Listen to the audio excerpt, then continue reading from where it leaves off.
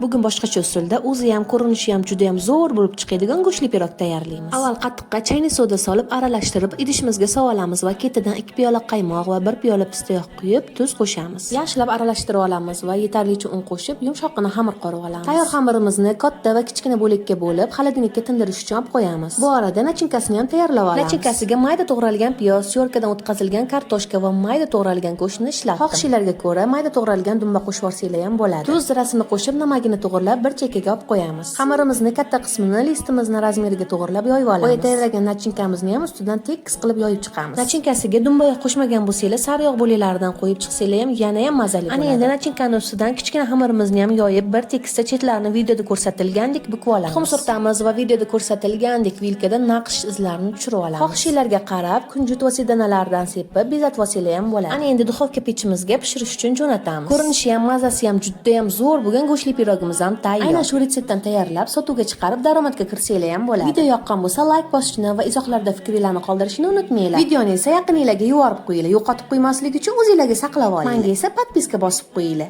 Agar ishtahilarni ochgan bo'lsam, qo'qonlik kelinim qayta deb olmaliqqa kelaveringlar.